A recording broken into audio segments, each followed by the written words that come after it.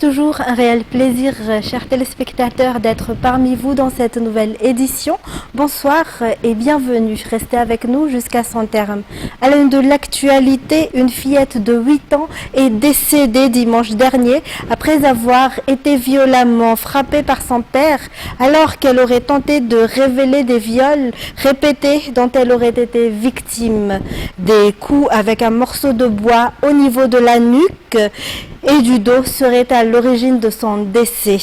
Personne n'a pu arrêter son père au moment des faits. Reportage de Antoniana Martina et de Nzara Ranjiansu. Une enfant de 8 ans, habitante d'Akamasou, elle aurait encore dû jouer et aller à l'école. Aujourd'hui pourtant, Delancia ne pourra plus le faire. Dimanche dernier, après être partie faire les courses pour son père, elle aurait été accusée d'avoir égaré 5 000 arrières.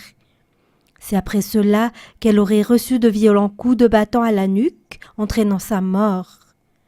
Mais cette histoire d'argent perdu aurait servi à dissimuler la véritable raison des violences infligées à Delancia. Au cours de l'enquête, il a été révélé que la fillette aurait subi des agressions sexuelles répétées pendant une longue période. Son père a craint qu'elle ne raconte les blessures et les traumatismes qu'elle avait subis à sa grand-mère. Elle aurait porté seule les souffrances qui lui étaient infligées et n'aurait finalement pas eu l'occasion de révéler la vérité. La famille affirme ne pas vouloir rester sans réagir face à ce drame. Delancia sera enterrée demain. Sa mère ne pourra toutefois pas assister aux funérailles car elle est actuellement détenue à Tanmour dans une affaire liée à un avortement sur fond de conflit familial.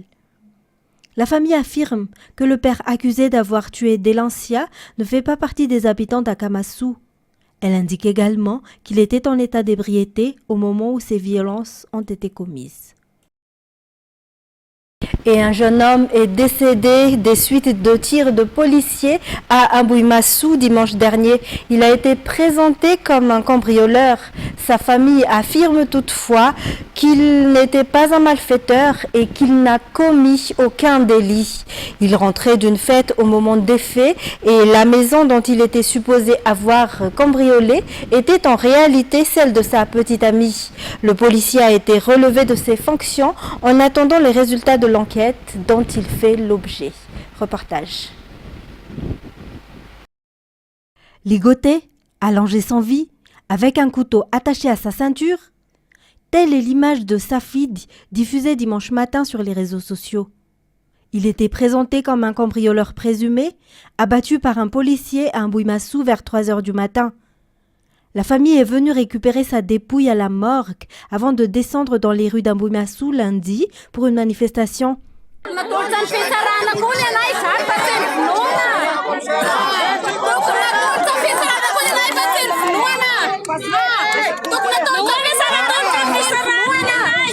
Justice pour Safid, tel était le mot d'ordre des manifestants. La famille affirme que la victime n'était pas un criminel. Selon les explications, la police nationale d'Ambouimassou avait organisé un bal au foyer catholique La Paliantsou le samedi 26 juillet, auquel Safid avait participé. En rentrant chez lui vers 3 heures du matin, il se serait rendu au domicile de sa petite amie, située à Ndundun. La jeune femme étant absente, il aurait escaladé la véranda après avoir frappé à la porte sans obtenir de réponse. C'est pour cette raison qu'il aurait été accusé de cambriolage. La famille conteste également la présence du couteau visible dans les photos prises après le drame, affirmant qu'il ne lui appartenait pas. À l'issue des manifestations, une enquête a été ouverte contre le policier qui a fait usage de son arme. La famille a annoncé son intention de porter l'affaire devant la justice. Le calme est revenu à Ambouimassou au cours de la journée. Et 3 box ont été détruits par un incendie hier au marché d'Anousibé. Le feu s'est déclaré vers 20h30 et a été maîtrisé un peu après 21h. Une enquête est toujours en cours afin de déterminer les causes exactes du sinistre. Reportage.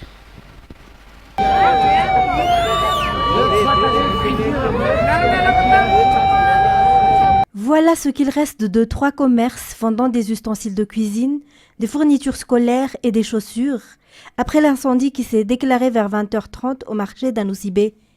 Seules les structures métalliques sont encore debout. Toutes les marchandises ont été réduites en cendres.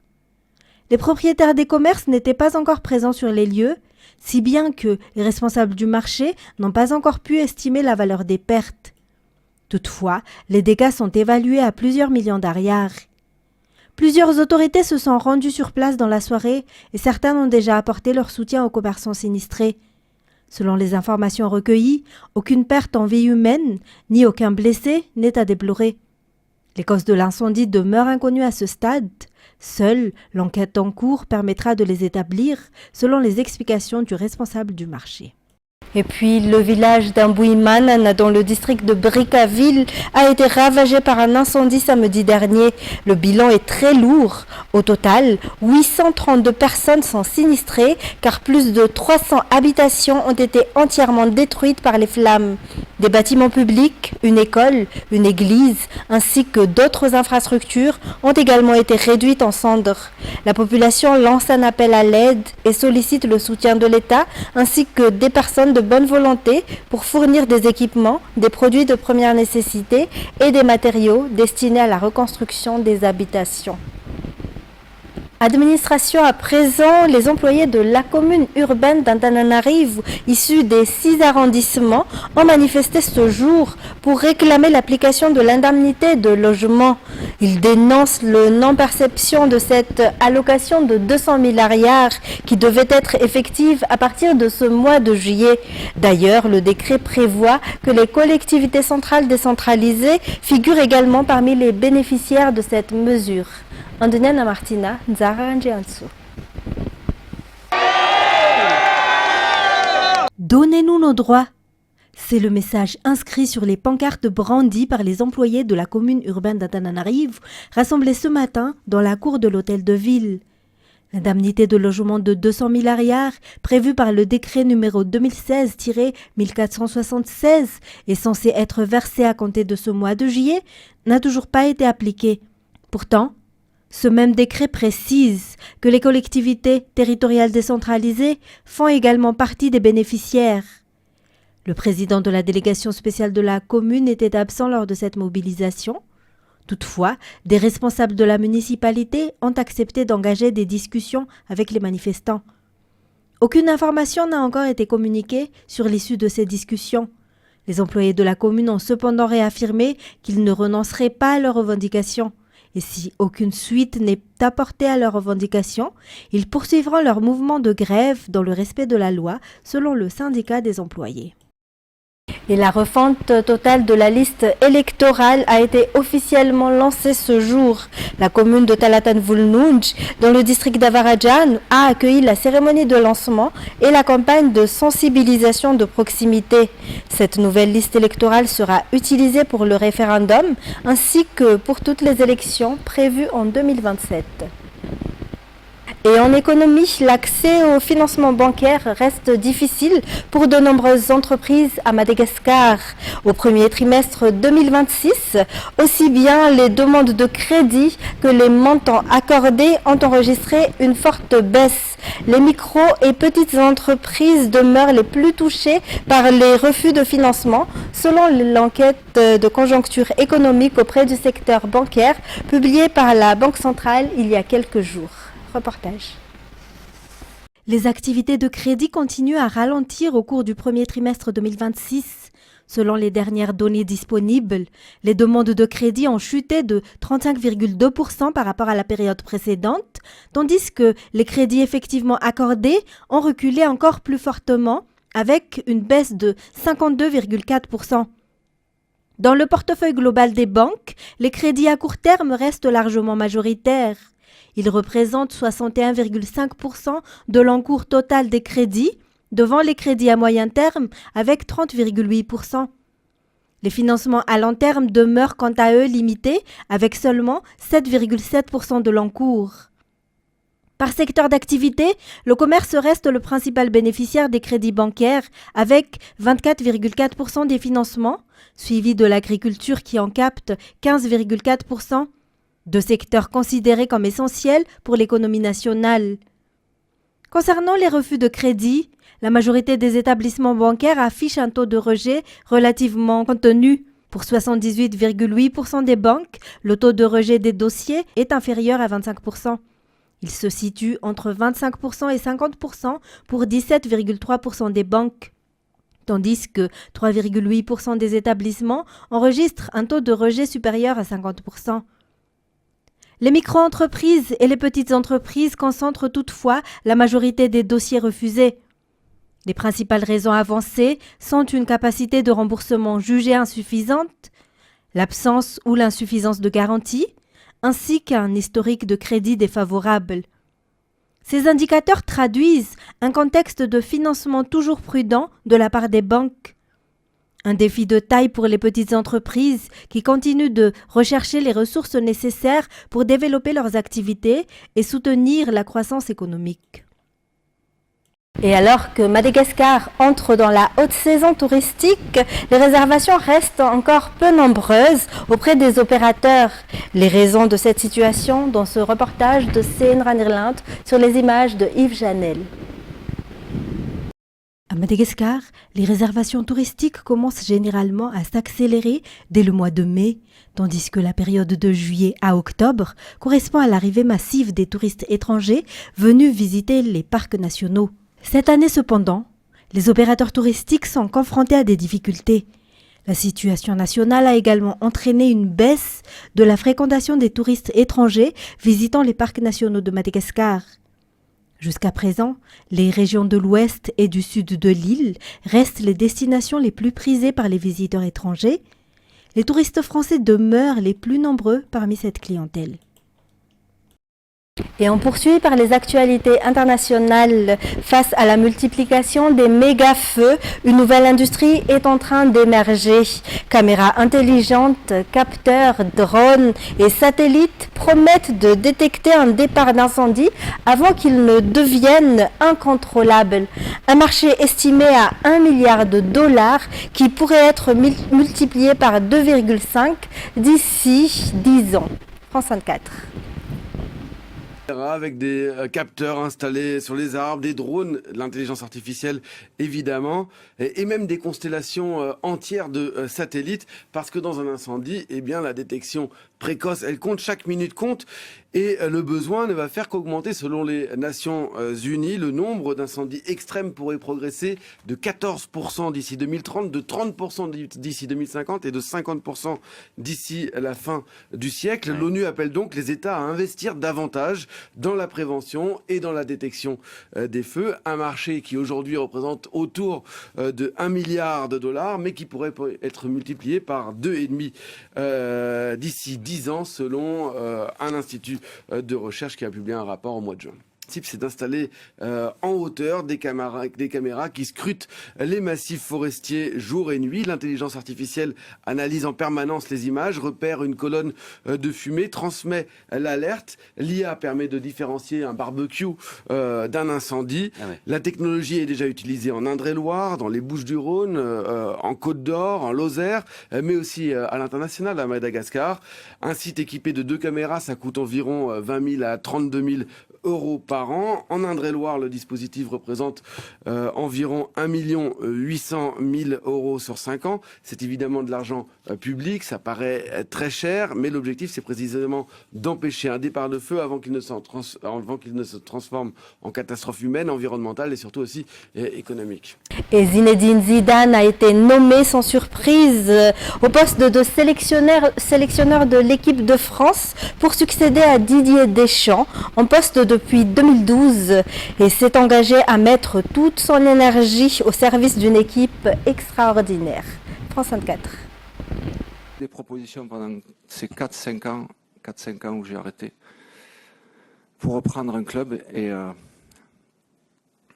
je les ai toutes refusées pour l'équipe de France.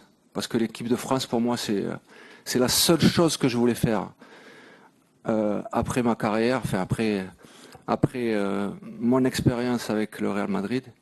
C'était la seule chose que je voulais faire, c'est entraîner cette équipe de France. Je l'ai connue gamin, j'ai commencé minime, j'ai franchi toutes les étapes jusqu'à arriver à la sélection A, qui est le summum. Voilà, il n'y a pas d'autre mot. Aujourd'hui, j'ai l'opportunité d'être le sélectionneur de cette équipe et je vais tout donner pour que cette équipe continue à gagner.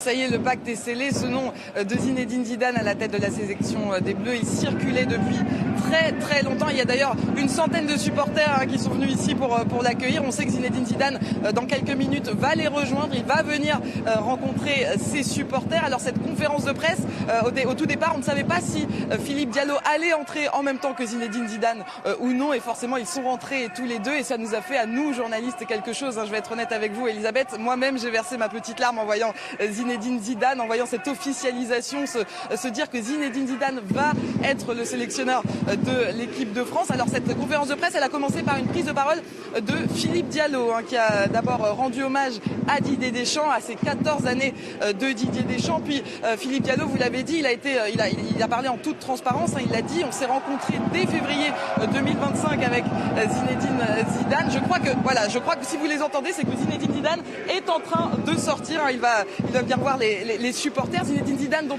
on attendait la prise de parole, cet accent provençal qu'on connaît tant et auquel on va devoir s'habituer, en tout cas ces 4 prochaines années, puisque son contrat court jusqu'en 2030 à Zinedine Zidane. Son staff n'a pas encore été donné. Il donnera les précisions sur son staff début septembre. Il prendra lui ses fonctions officiellement le 1er août, dans quelques jours. Voilà, et on a l'image, donc Sérine, vous êtes un peu en retrait, mais je vous confirme qu'il est en plein bain de foule avec ses supporters.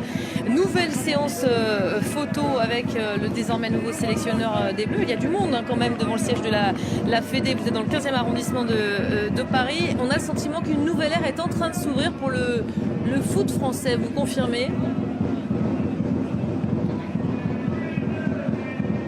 Oui, une nouvelle ère est en train de s'ouvrir et Zinedine Zidane l'a confirmé lui-même. Ce ne sera pas totalement une rupture, mais on va rester dans la continuité, mais son travail sera différent. Pendant ces 4-5 années où il n'exerçait pas de fonction officielle, après avoir quitté le Real Madrid en tant qu'entraîneur, il l'a dit, moi j'ai continué à regarder des matchs, j'en ai même regardé encore plus que lorsque j'étais entraîneur au Real Madrid. Je me prépare, j'ai regardé l'équipe de France en tant que supporter, mais aussi en tant que futur sélectionneur. On attend de voir maintenant s'il gardera les mêmes joueurs, s'il gardera qu'à certains membres du staff de Didier Deschamps. On aura plus de précisions début septembre et le premier vrai test, ce sera en Turquie le 25 septembre pour la Ligue des Nations. Et pour terminer, Donald Trump laisse de la place pour des pourparlers avec l'Iran, selon son ambassadeur à l'ONU, après une accalmie des frappes américaines. Alors que la guerre dure depuis bientôt 5 mois, la presse américaine fait état d'un possible manque de munitions. France 24. Plus aucune frappe américaine sur l'Iran depuis samedi, ni de tirs iraniens dans la région. La situation continue de se calmer, mais les deux pays vont-ils parvenir à un accord? Rien n'est moins sûr. Le président américain affirme que des négociations continuent. J'ai beaucoup de patience, je ne suis pas pressé, j'ai beaucoup de temps. Tout leur littoral a été détruit. Le détroit d'Ormuz est en très bon état. On est en train de discuter, vous savez. C'est eux qui voulaient discuter. Ils ont dit, s'il vous plaît, ne bombardez pas, ne tirez pas. C'était il y a 2 nuits. Vous savez, les discussions se passent bien. On verra ce qui va se passer. Je pense qu'il y a de bonnes chances que quelque chose se produise. Si c'est le cas, tant mieux. Sinon, nous reprendrons ce que nous faisions il y a quelques jours. Mais l'Iran dément toute véritable négociation en cours. Téhéran reconnaît simplement des transmissions de messages. Oui, des intermédiaires peuvent nous transmettre des messages de la part des Américains concernant l'évolution de la situation dans la région. Mais à l'heure actuelle, nous ne sommes engagés dans aucune négociation avec les États-Unis. Le moment venu, nous discuterons des orientations futures. Mais une chose est sûre, l'Iran ne fera jamais de compromis sur ses intérêts nationaux et ses principes de sécurité. Le New York Times affirme que si les États-Unis ont cessé les frappes, ce serait notamment à cause d'un manque de munitions. Une information niée en bloc par Donald Trump. Seul trouble dans l'accalmie ce lundi, l'Arabie Saoudite affirme avoir intercepté une attaque de drone imputée à des groupes pro-iraniens basés en Irak. Un site pétrolier saoudien a aussi été touché par les Houthis. Et voilà, c'est tout pour aujourd'hui. Merci à vous, mesdames et messieurs, d'avoir été avec nous jusqu'à son terme. Au revoir et passez une excellente soirée sur Viva.